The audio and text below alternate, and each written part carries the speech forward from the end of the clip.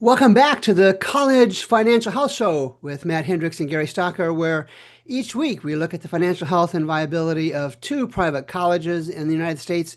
And Dr. Hendricks, before we get started today, congratulations. This is our first anniversary. We've been doing this show every Tuesday without fail, I think, for the first year, and we've reviewed the financial health and viability of some 130 private colleges. And Matt, I'll give you my observation. I don't have to look for colleges to put on the show. We get requests all the time, and our list now is into September sometime, I believe, for colleges to show. That's fascinating. And we've had 50,000 hits to the YouTube channel, not all of them for the show, but it's fascinating to see how quickly this has caught on. What's your observation in the first year? No, it's the same. I mean, I kind of expected we would get a lot of I don't know, support and people watching the show, also some pushback. I guess one of the things that like looking back on this whole year, over 100 shows. One is I'm like amazed that we did 100 shows or 100 schools. Not 100 shows, 100 schools. That's a Yeah, lot. Another is that I feel like the show's evolved a little bit. Initially, we started, at least my focus was more on like sort of getting the word out about schools that are struggling financially because it seems to be one of the big hurdles, right? A lot of schools are in denial or they just hide right. it or whatever.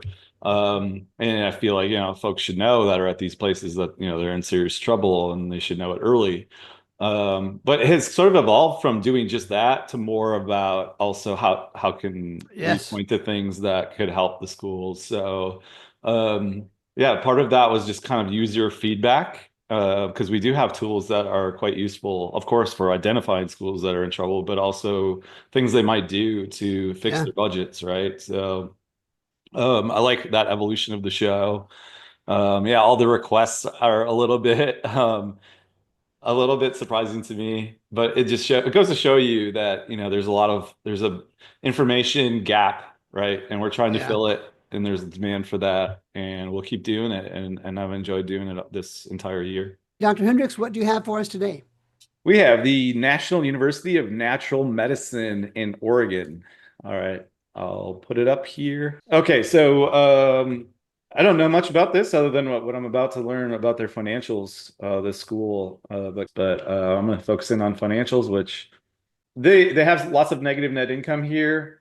But again, it's good to be in the habit of checking if this is operating versus non-operating. It's not always broken out, and I double check theirs before the show. And I'll show you how I see this. They have no non-operating section in their statement of activities, which happens a lot with some of these sort of smaller schools. But this number is what I'm showing on the dashboard, but it's not strictly operating. There could be non-operating things in here. So it's not ideal. What ideally we'll check then, if we don't break out operating versus non-operating, I'll go down to the cash flow statement, which has to break out operating versus non-operating. And they do, right? Always. Net cash used in operating activities. That's your next best place to look. And they have a positive net cash from operating activities. Although it's problematic in their case, because remember, net cash from operating activities is going to pull out depreciation, which you need to cover Yeah. that, right? You need to generate enough cash to cover that as well. And you can see the depreciation number that's pulled out here Yep. is $276,000, which is tiny. Can't believe this isn't in thousands. They must not have very many buildings, I guess.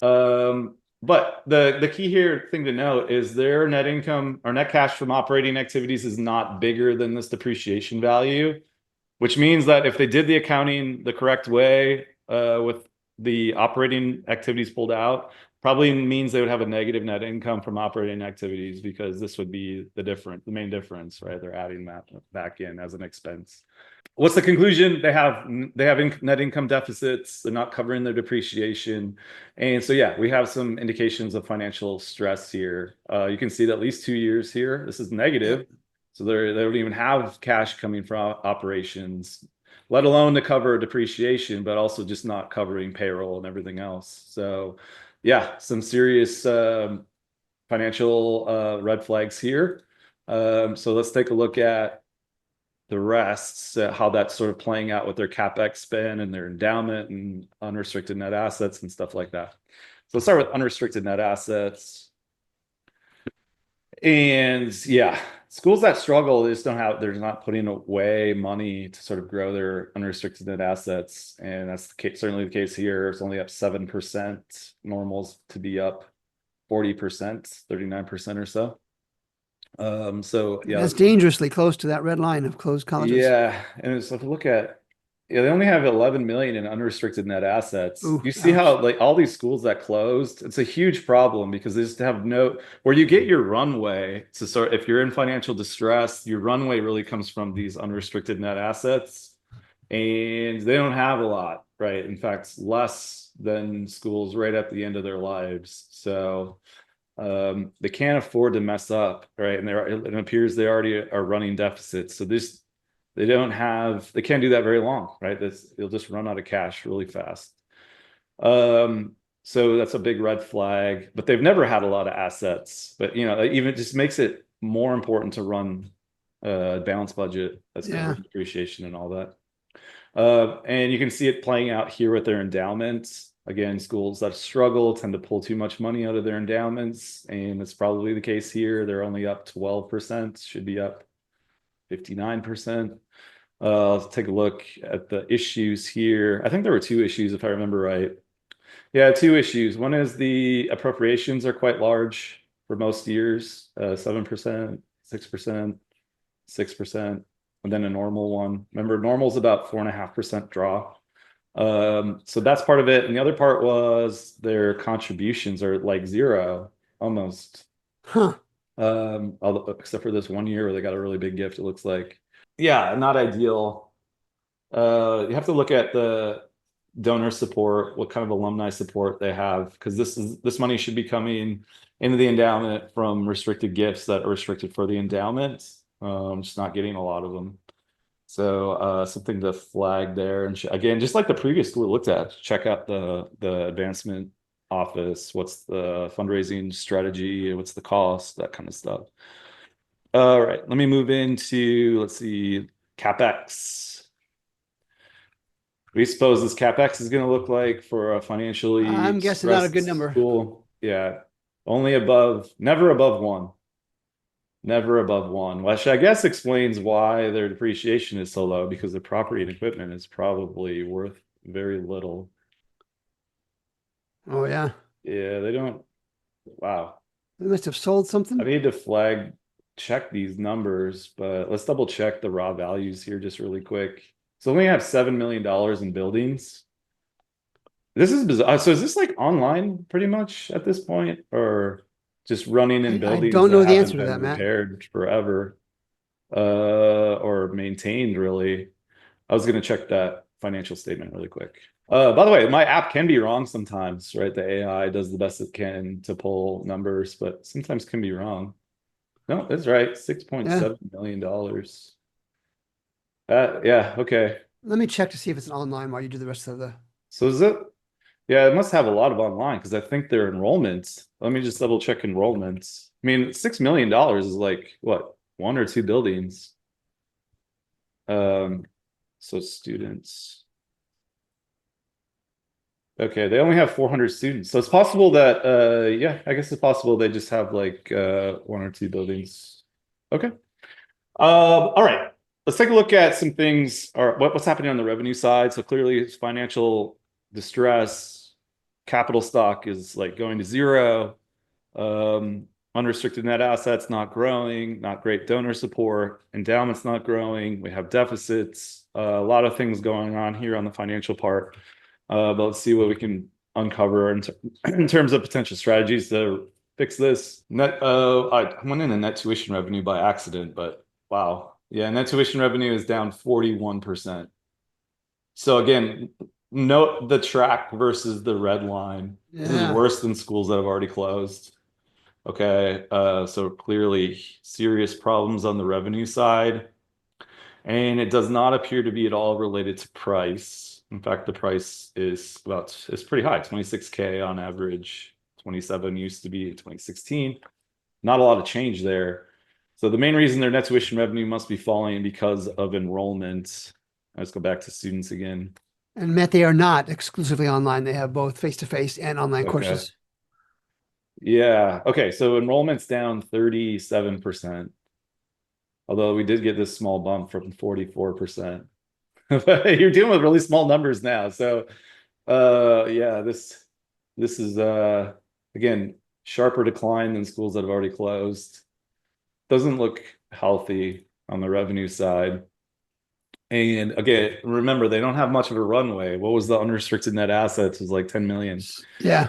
Um, so they're gonna have to make sure their expenses fit inside of that, and they're gonna have to do it every year. They just don't have much of a runway. Operating expenses. So let's see if they're doing a good job at that. And it does appear that they're doing a good job managing expenses.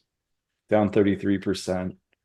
All right, expenses are down 33%. Let's see what the revenues, total revenue. I didn't actually pull that up yet. Percent change. So revenue's down 35%, expenses are down 33%. So they're doing a decent job of keeping pace, which is good, but you can only go so long, right? Yeah. Just Yeah. shedding students and shedding revenue. Wow, it's like heading down, but they're doing the management is doing a great job of keeping the expenses in line. I gotta applaud that.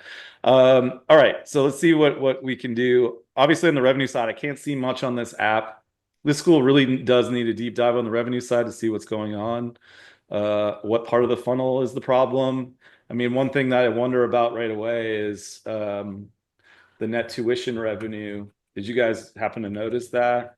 If you're following along, you got a school that it has a high price. It's $26,000 to go to the school on average just for tuition. I just wonder if they're pricing themselves out of the market, right? And they might actually do better at a lower price. I know it's counterintuitive that it doesn't mean it's quite possible that they could reduce the net price, reduce the price, and actually increase their revenue.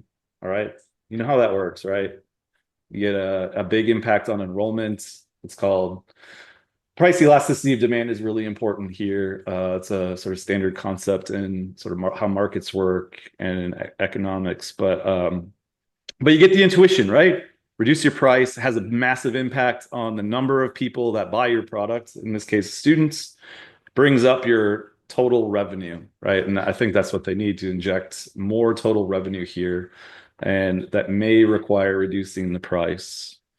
And so, Matt, Um, the strategic compass that's available to colleges like the National University of Natural Medicine uses a peer group model. mhm. But this university is kind of unique. Can you envision a set of peers that would work inside of your strategic compass? Yeah. I'll tailor it. I tailor it with the institution, but we would just find other schools in this case probably that are offering similar programs, if not the same, and Okay. similar size, resources, stuff like that. And I mean, it's also worth we usually we do a machine learning algorithm to find peers, and then we also will submit all the apps or people, all the kids that were offered enrollment at your school. We can track where they actually went, right? I'm guessing a lot of them didn't go to this school; they went somewhere else, and we can find out where they went from the National Student Clearinghouse, and we call that a cross-app peer set. And it could reveal a lot about what's happening. If there's a different school offering similar programs that's just priced lower, there's your smoking gun, probably, right? You need to Yeah. figure out what's happening. So if And you're at the National University and you want to see exactly what's going on, drop me a note. I'll have my contact information in the show notes, and we'll set up a demo Mhm. to show you what this could do for you, Matt. Yeah, it's incredibly useful. We just had a client that is a doctoral university, and there's a bachelor's level university in their same town, and they never really recognize that other school as being a competitor, it sounds like. Hmm. But they are. 20% of that bachelor school's class that just came in applied for the doctoral school, but didn't enroll there. All right. And it was mind blowing, I think, to the folks at that school that, wow, 20% of their freshman class, actually, we could have enrolled them out of our school, right? Those are like serious cross competitors that, again, you learn from the data that they just weren't really sort of cognizant of that sort of cross competition that was happening, especially at the bachelor level. So I know the school's done pretty well on the expense side. I think there could be some opportunities on this pricing strategy, and that may be the most promising thing they can do. But they've done great on the expense side to keep things in line, keep things going. But I will show them there could be more things to look at here. Starting with staffing. There could be something with these programs they're offering. I'm not sure or how they offer this, but I'll just show you. We don't see this very often, Gary, but they have more staff than they do students, right? Ouch. And what's probably happening here, these are the number of W-2 employees that they employ. What probably is happening is they're giving all of their students jobs on campus, or most of them, right? So they got a lot of, so they're Oh, both okay. students and employees. Interesting. So at the end of the day, what you could kind of think about is what you're getting. Your net revenue per student may not be all that high because you're actually turning around and paying them as employees. And they may feel the need to like offer all the students jobs, right? Which isn't healthy for the budget. So I think they need to think about the number of employees they actually need, right? And don't offer every student a job if that's what's happening right now. You just can't do it. So it's quite possible that they're just being overly generous with like work study and stuff like that. I don't know what's going on, but yeah. So really, if you look at your numbers, you have more W-2s, people getting W-2s, and then people are paying tuition. And that's generally not going to work financially. I mean, even if you're not even paying them that much, it's not going to work. So that's that contractor count. So this could actually be part of the problem as well. The number of contractors paid over 100K. I know I don't say this very often, but it's usually the opposite. But Yeah. they list zero contracts Man. over 100K. So it's quite possible that they're just underutilizing vendors, which could be part of their issue with the overstaffing. There's Yeah. probably an optimal mix that is not like this. Optimal mix is usually a mix of both vendors and in-house staff, not only in-house staff or not only vendors, right? So you've got some mix in the middle, and they're clearly on the one edge, right? That's probably not optimal. I've never seen zero before. That's No, well, you do sometimes, but you know, you got to keep in mind these are contracts over 100K too. So true. Yeah, that's $100,000 true. is a lot of money to this Yeah. school. So it's possible they have vendors, they're just lower costs. But I'll look really closely at that. There's maybe optimization to be done there to outsource some stuff, reduce the W-2 staff, and save a bunch of money. A couple other things, and then I'll hand it off to Gary. So insurance didn't look right. And yeah, it's in the 75th percentile for how much revenue they have. Huh. So per student's quite high as well. Um, some of that could be a product of just being a really small school with not a lot of revenue, but I don't know. There could be some quirky things there, maybe money to be saved. I would look. It's probably worth your time. Okay, this is the 990 version. Occupancy per student is again way off the chart here. And what appeared to be happening, it looked like they maybe are leasing some buildings, and again, they're really small, so that's gonna explode the Yeah. expenses relative to their revenue and size. So it could be a product too of the fact that the buildings are just maybe not being maintained. I don't know, but I'll leave it at that and kick it back to you, Gary. Stuff to look at for them, definitely the staffing and contractor side again. So when we look at the 2025 College Viability app for National University, I'm going to start off with tuition and fees today. I didn't find a lot of iPads data on them, Matt, so I'm not going to have much to show on the College Viability app. But they are down 7 million, almost 7.5 million down in tuition fee revenue, and that essentially reflects what you said a couple of minutes ago as well. But I'll just show, because you know I always like to do graduation rates. I'll show both the 4-year, not listed, and the 6-year, Yeah. not listed. I'll take that, but yeah. And then I'm going to show the graduate enrollment. So the graduate enrollment at the National Research Center is down about 50%, not about 40%. And again, that reflects what you're talking about as well. This is a college in trouble. They have substantial issues. And even on the College Majors Completion app, of all the 64 majors that I have, only one fit their bill. And by name, they're offering, Matt, different things than most colleges offer, so that doesn't show up. But I want to take this time today just to show another tool that's out there. tool that we released over the weekend. And it's not college viability, it's my college viability. And it's a tool that parents designed for students and their families to take a look at any of the 1,400 plus private colleges in the country and get a free report on that college. So I'm using this example, Meredith College, which is the show we did earlier. And all you do is type in the college name, request the free report, and it will ask you some questions and send that report to your email address. And here's what it looks like. Here's the college, Meredith. Here's some basic information. And then there's all sorts of additional data available. Viability Val is the little icon we created to represent what's going on, to kind of get a cute explanation of what's going on with college finances. And you can see all of this data below, and I'm not going to spend time on that. But we show you how these colleges compare based on the other 1,400 colleges in the country. And it's a free tool. Of course, there's a paid one as well. But Matt, I wanted to close with that today because as you and I know, there's two ends to this college financial health market. You and I focus almost exclusively on college leaders, boards of trustees, bankers, bondholders, those kind of folks, slightly lesser extent on faculty.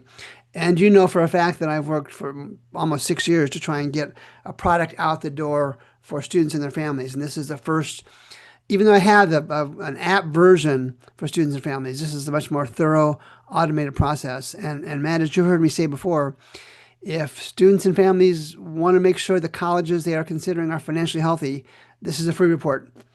And take that report on your college visit. Ask them why their graduation rates are so low. Ask them why their finances are so poor. And soon we'll have actually a dedicated PDF you can take with questions specific to that university.